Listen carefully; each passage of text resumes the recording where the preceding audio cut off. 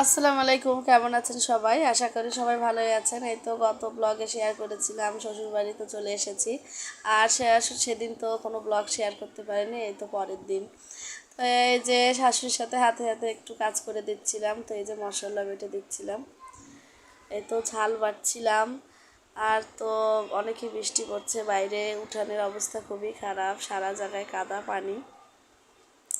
এই যে একে একে মশলাগুলো সব বেটে নিচ্ছিলাম, তো ঝাল বাটছিলাম আর কি। যেহেতু শাশুড়ি একা একা সব করছে, এই জন্য আমি একটু তার সাথে হেল্প করে দিচ্ছিলাম। তো এই যে ঝাল বাটা হয়ে গেল, এখন পেঁয়াজ বেটে নিচ্ছি। এই যে আজকে আপনাদের সাথে আমি আমার শ্বশুরবাড়ি আর কি শেয়ার করব, প্রথম ব্লগটা শেয়ার করতে যাচ্ছি। আর এই তো শাশুড়ি একে একে সব সবজি কেটে রেখেছিল, এখানে শাপলা কেটে রেখেছিল, আর এই যে ভাত বসিয়ে দিয়েছে। আর এই যে উঠান দেখতেই পাচ্ছেন, এত খারাপ অবস্থা যে বাচ্চারা নামতেই পারছে না। আমার ননদ দাঁড়িয়ে আছে। আর এই তো আমার শ্বশুরবাড়ির এটা পিছনের দিক আর কি, পেছনের দিকের অবস্থা।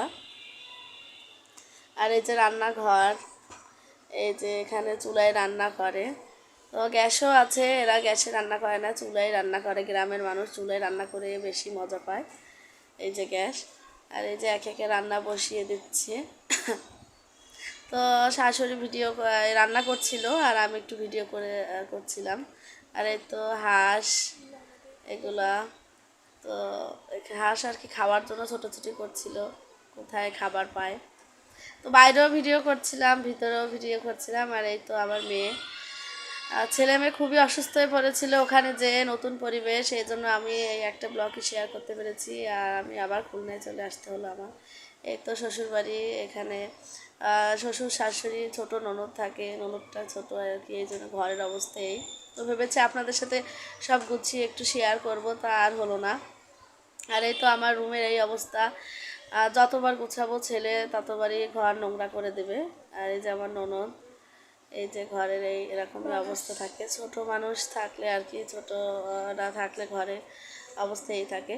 তো বাইরে একটু বের হয়েছিলাম, এই তো বাইরে বের হয়ে একটু ভিডিও করতে করতে আসলাম। এই তো শ্বশুরবাড়ি, এই যে এটা হচ্ছে প্রথম দিক আর কি, যে থেকে ঢুকবো ঘরের সেটা আর কি।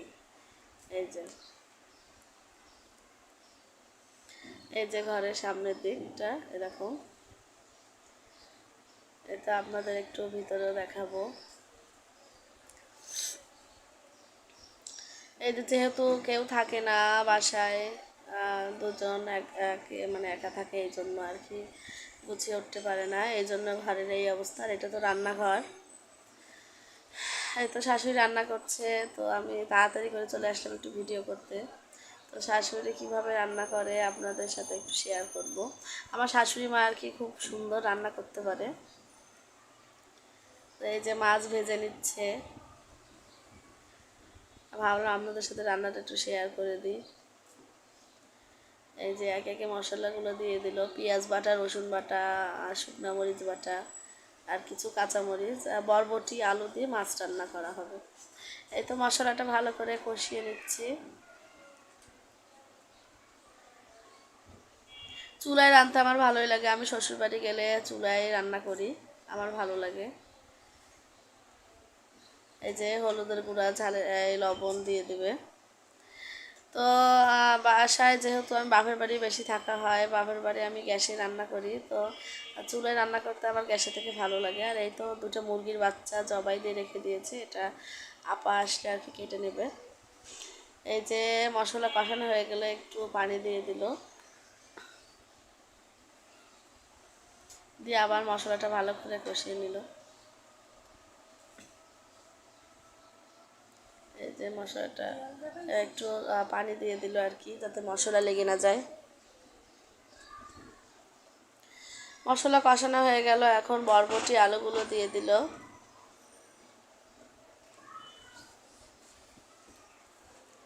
বরবটি আলু দিয়ে ভালো করে কষিয়ে নিচ্ছে। আর এদিকে তো আপা চলে আসলো, এসে আর কি মুরগিটা ছিঁড়ে নিচ্ছে। আমার শ্বশুর এই তরকারি খায় না, এই জন্য আর কি এই মুরগি আমার বাচ্চারা, শ্বশুর এরাই খাবে। এজন্য আর কি এই মুরগি জবাই দিছে। তো এই যে আপা ভালো করে কেটে নিচ্ছে, পিস পিস করে নেবে। আর এদিকে তো বরবটি আলুটা কষানো হয়ে গেল। এই তো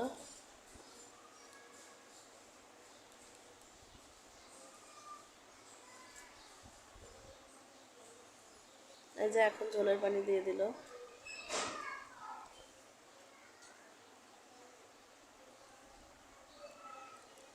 তো ঝোলের পানি দেওয়ার পর আবার ঝোলের পানি ফুটেও গিয়েছে আর কি, এর জন্য একে একে মাছগুলো দিয়ে দিল। এই যে ঝোলের উপর মাছগুলো দিয়ে দিল, ভাজা মাছ।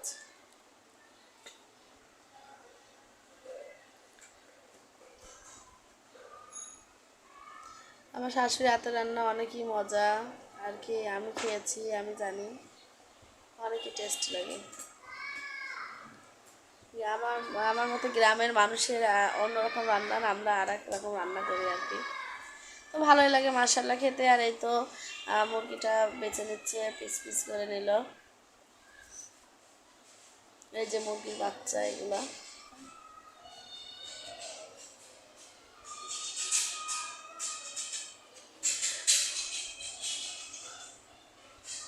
তো শ্বশুরবাড়ি আসলে আর কি এই তো এইভাবেই দিনটা যায়।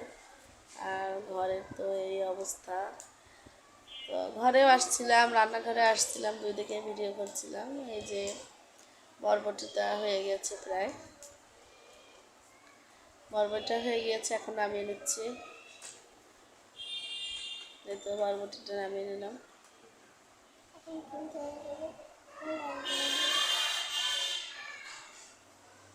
আর এদিকে তো আপা মাংসটা ধুয়ে নিচ্ছে।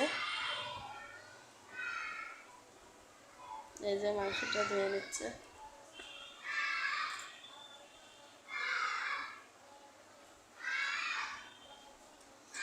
এই তো আমাদের বরবটি মাছ হয়ে গিয়েছে, ঢেলে রাখলো। আর এখন মাংসটা রান্না করবে। তো চুলায় কাঠ বসিয়ে দিল।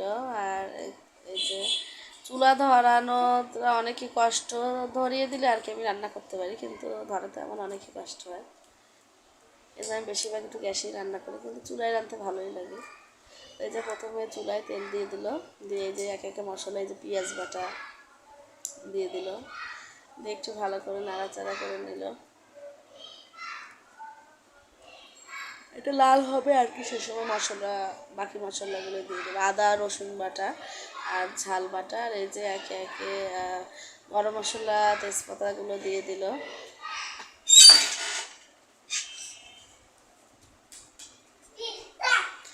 তো এই যে মশলা কষানোর পর আর কি আদা রসুন বাটা আর ঝাল বাটাটা দিয়ে দিল,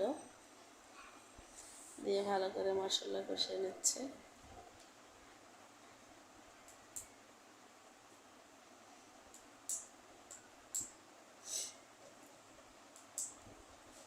আর এখন একে একে হলুদের গুঁড়া, লবণ এগুলো দিয়ে দিবে।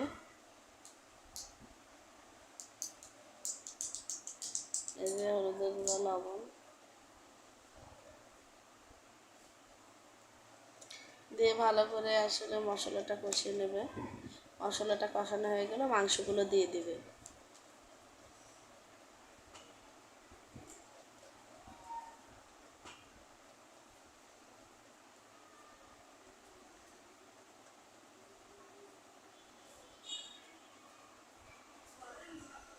এই যে মশলাটা কষানো হয়ে গেল, এখন এই মাংসটা দিয়ে ভালো করে কষিয়ে নেবে। এই যে মাংস, ধুয়ে রাখা মাংস, তো এই যে এর ভিতর দিয়ে দিল। আর এখন ভালো করে কষিয়ে নেবে।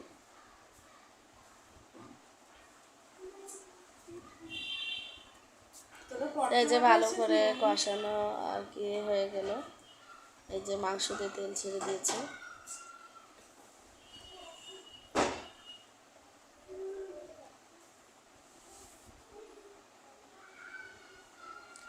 আসলে কোনো জিনিস, মাছ বা মাংস ভালোভাবে কষানো হলে খেতে ভালো লাগে। তো মাংস কষানো হয়ে গেছে, এখন এই যে ঝোলের পানি দিয়ে দিল।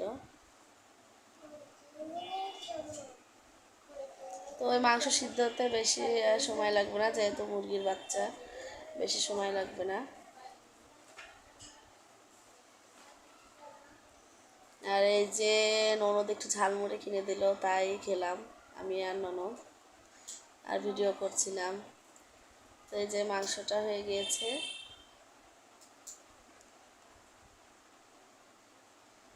এই তো ভুনা ভুনা হবে আর কি একদম। তো এই যে ঢেলে নিচ্ছি মাংসটা। মাশাল্লাহ মাংসটা খেতে ভালোই লেগেছিল, দুইটা তরকারি ভালো লেগেছে। আর এই তো এখন গোসল করে নামাজ পড়ে খেতেও বসলাম। আমি আর আমার ননদ আর কি দুজনে একসাথে খাচ্ছিলাম। এই যে বরবটির তরকারি আর মাংস, মাশাল্লাহ দুটো তরকারি খেতে ভালোই লেগেছিল।